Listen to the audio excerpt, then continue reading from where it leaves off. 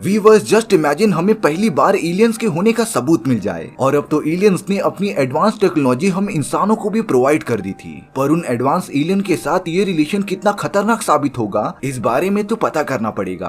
कहानी की शुरुआत में हमें एली नाम की एक लड़की दिखाई जाती है। एली को स्पेस में मौजूद अलग अलग प्लैनेट्स बहुत ही ज्यादा अच्छे लगते थे। साथ ही साथ एली का ये सपना था कि वो एलियन से मिले जो हमारी पृथ्वी से कई लाइट ईयर दूर रहते हैं। एली के पास अपने फादर की एक रेडियो मशीन भी होती है जिससे कि वो स्पेस में घूमने वाली अलग अलग टाइप की फ्रीक्वेंसी को डिटेक्ट करके एलियंस को ढूंढा करती थी। सच में एली ये सारी चीजें करके खुद को एक एस्ट्रोनॉट समझती थी। और अब कई साल बीतने के बाद एली एकदम बड़ी हो जाती है। एली एक ऐसी प्राइवेट कंपनी में काम करने लगी थी जो स्पेस में एलियंस को ढूंढने पर रिसर्च किया करती थी। ये सारी चीजें एली का बचपन से सपना ही था, इसीलिए वो लगातार दिन रात मेहनत करते रहती है कि वो कैसे भी एलियंस के एग्जिस्टेंस को प्रूव कर सके। क्योंकि अगर उनकी ऑर्गेनाइजेशन को ये बताना है कि दूर कहीं स्पेस में एलियंस मौजूद हैं, तो सबसे पहले उन्हें रियल सबूत पेश करना पड़ेगा। एली का एक बॉयफ्रेंड भी था जिसका नाम पार्मर होता है। पार्मर तो एकदम स्पिरिचुअल था और वो तो ये मानता था कि एलियंस होते ही नहीं। एली और पार्मर के थॉट्स एकदम अपोजिट थे और इन्हीं बातों की वजह से उन दोनों का जल्दी ब्रेकअप हो जाता है। अब एक दिन एली जब अपने लेबोरेटरी में काम कर रही थी तभी उसे एक अनजान फ्रीक्वेंसी मिलती है, इसीलिए अब एली फ्रीक्वेंसी को एनालाइज करने लगी थी। दरअसल कई बार ये सारी फ्रीक्वेंसीज उन सैटेलाइट से आने लगती हैं जिन्हें कि हम इंसानों ने ही स्पेस में रिसर्च के लिए भेजा था। लेकिन कई घंटे इन्वेस्ट करने के बाद एली को पता तो चल गया था कि ये फ्रीक्वेंसी किसी भी सैटेलाइट से तो नहीं आई है, यानी कि ये एलियंस का मैसेज हो सकता है। एली इस बात से बहुत ज्यादा खुश हो जाती है। दरअसल ये फ्रीक्वेंसी आर्टिफिशियल तरीके से बनाई गई थी जिन्हें कि इंसानों जैसे बुद्धिमान लोग ही बना सकते हैं। लेकिन अब एली को ये पता था कि उसे ये साबित करने के लिए प्रूफ इकट्ठा करना पड़ेगा,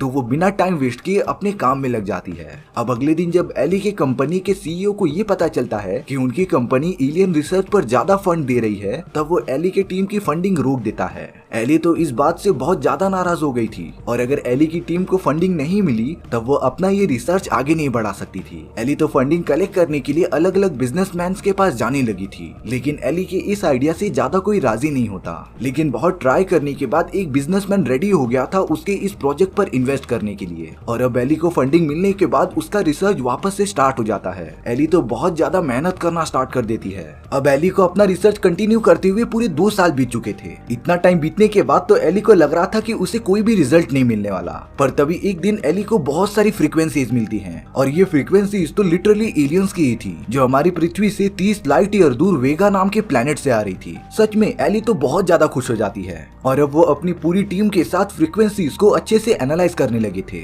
दिन रात काम करके उन फ्रीक्वेंसीज को डीकोड करने के बाद एली और उसकी टीम को एक मैसेज मिलता है। उसके अंदर तो उन मैसेजेस के रिप्लाई थे जब 1938 में हमारी पृथ्वी से पहली बार फ्रीक्वेंसी भेजी गई थी। दरअसल एलियंस को हमारा मैसेज तो बहुत पहले मिल गया था, लेकिन जब सालों पहले उन्होंने अपना रिप्लाई भेजा तब 30 लाइट ईयर की दूरी तय करने में उस मैसेज को इतना टाइम लग गया कि वो आज जाकर पहुंची थी। अब ये सारी बातें पूरे देश में फैल गई थी। एलियंस के होने का सबूत मिलने की वजह से सभी लोग एली के रिसर्च पर भरोसा करने लगे थे और अब प्राइम मिनिस्टर से लेकर बड़े बड़े नेता इस रिसर्च में अपना योगदान देना चाहते थे, क्योंकि वो सब कहीं न कहीं इन सभी चीजों में अपना पॉलिटिकल फायदा देख रहे थे। यही तो डार्क रियलिटी होती है पॉलिटिक्स की। अब यहाँ एली की टीम के पास बहुत सारी फ्रीक्वेंसीज के मैसेजेस आ गए थे जिन्हें वो अच्छे से कंबाइन करके एनालाइज करने की कोशिश करते रहते हैं। लेकिन यहाँ पर कई दिन बीत गए थे, उन सभी को उन इनक्रिप्टेड मैसेज का मतलब समझता ही नहीं। इसीलिए अब वैल्यू उस बिजनेसमैन के पास चली जाती है जिसने उन्हें फंडिंग दी थी। वो बूढ़ा बिजनेसमैन बता रहा था कि शायद से हम उस तरीके से नहीं देख रहे हैं जिस तरीके से वो एलियंस देखते हैं। एली ने बताया कि उन लोगों ने सभी तरीके ट्राई कर लिए लेकिन कुछ रिजल्ट मिल ही नहीं रहा है। तभी उस बिजनेसमैन ने कहा कि तुम्हें 3D तरीका अप्लाई करके दिखना चाहिए और जब एली ने उस पूरे मैसेजेस को 3D में कन्वर्ट किया तब जाकर उन्हें एकदम करेक्ट रिजल्ट मिल जाता है। यानी कि वो एलियन जिन्होंने ये सारे मैसेजेस भेजे हैं वो सारी चीजें 3D में देखते हैं और इस बात से हम अंदाजा तो लगा ही सकते हैं कि एलियंस टेक्नोलॉजी के मामले में हम इंसान से कितने आगे होंगे। उन डिटेल्स को 3D में देखने के बाद ये पता चल रहा था कि वो एक बहुत ही एडवांस स्पेसशिप बनाने का तरीका है। यानी कि वो एलियंस चाहते हैं कि हम उन्हीं की तरह ही एक एडवांस स्पेसशिप बनाएं और उनसे कांटेक्ट करने के लिए उनके प्लेनेट पर आ जाएं। ये बातें पता चलने के बाद सारे लोग एकदम से पागल हो गए थे।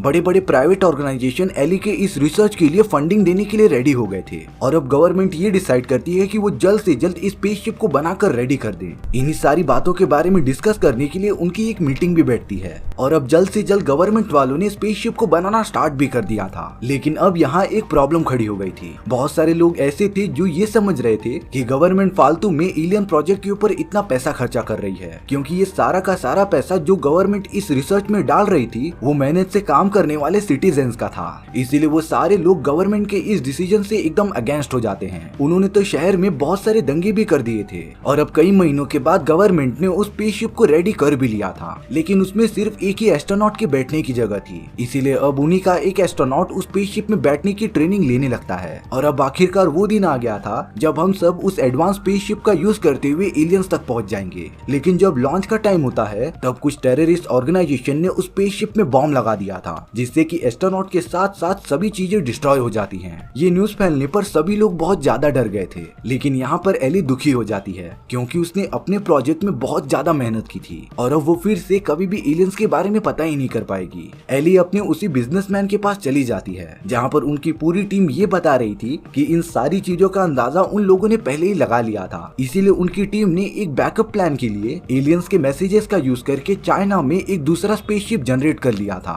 ये बात सुनकर एली को थोड़ी सी राहत मिलती है और अब एली को तुरंत अपना मिशन आगे बढ़ाने के लिए चाइना भेज दिया गया था। हालांकि गवर्नमेंट को भी ये सारी बातें बाद में बता दी जाती हैं और अब तो एली ने ये डिसाइड कर लिया था कि वो खुद इस बार स्पेसशिप में जाएगी। एली इन सारी चीजों की अच्छे से ट्रेनिंग लेना स्टार्ट कर देती है। कई दिनों की लगातार मेहनत के बाद एली रेडी हो गई थी स्पेसशिप में जाने के लिए। दरअसल ये एक ऐसी एडवांस स्पेसशिप थी जो अपने चारों ओर एक वार्म होल क्रिएट करती थी और इन वार्म होल्स की मदद से कई लाइट ईयर्स की दूरी मिनटों में तय कर दी जाती थी। यानी कि इस एडवांस स्पेसशिप की मदद से एली बहुत ही जल्द एलियन के प्लेनेट तक पहुंच जाएगी। अब वो दिन भी आ गया था जब एली उस स्पेसशिप के अंदर बैठकर एलियंस के प्लेनेट तक जाएगी। स्पेसशिप की सारी फंक्शनिंग एकदम प्रॉपर होने के बाद एली को स्पेसशिप के अंदर भेज दिया गया था और अब सारे टेस्ट एकदम कंप्लीट होने के बाद एली की स्पेसशिप एक्टिवेट हो जाती है और अब तो उस स्पेसशिप ने एक बहुत ही बड़ा वार्म होल क्रिएट कर लिया था जिसमें एली की स्पेसशिप तुरंत ही अंदर चली गई थी और अब एली उस वार्म होल के अंदर लाइट की स्पीड से भी तेज ट्रैवल करने लगती है।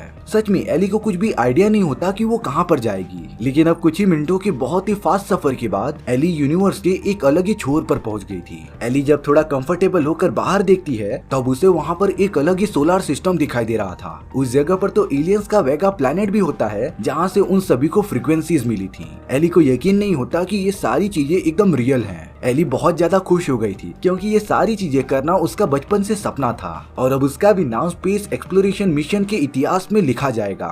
लेकिन अब अचानक से एली एक दूसरे वार्म होल में चली गई थी। एली को कुछ नहीं समझ आता कि वो कहाँ पर जा रही है। इन्हीं सारी चीजों में एली के स्पेसशिप को बहुत ज्यादा डैमेज होता है और अब एली के एक्स बॉयफ्रेंड पाल्मर ने जो उसे लॉकेट दिया था वो टूटकर बाहर गिरने लगता है। एली जैसे ही उस लॉकेट को पकड़ने जाती है तभी उसका सीट एकदम से टूट गया था जिसकी वजह से एली को सर पे बहुत तेज चोट लगती है और अब वो तो अपने स्पेसशिप में ही एकदम से बेहोश हो गई थी। थोड़ी देर बाद जब एली को होश आता है तब वो अपने आप को एक बहुत ही ब्यूटीफुल बीच पर पाती है। एली को तो कुछ समझ ही नहीं आता कि इतने बड़े अंतरिक्ष में ये बीच कहाँ से आ गया।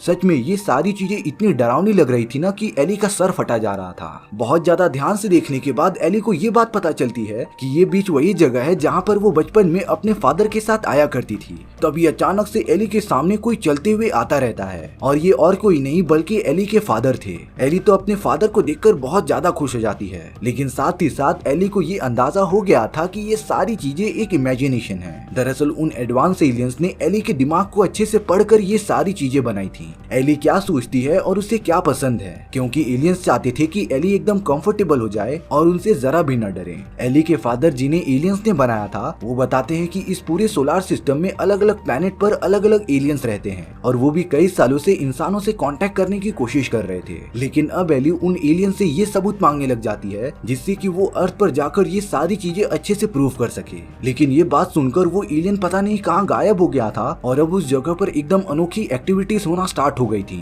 उस जगह पर तो फिर से वार्म होल क्रिएट हो गया था जिसकी अनलिमिटेड एनर्जी की वजह से एली अपने पूरे स्पेसशिप के साथ उसमें चली जाती है। लाइट की स्पीड से ट्रेवल करने की वजह से एली एकदम बेहोश हो गई थी। लेकिन जब एली अपनी आंखें खोलती है तब अर्थ के हेडक्वार्टर से बहुत सारे लोग एली से कांटेक्ट करने की कोशिश कर रहे थे।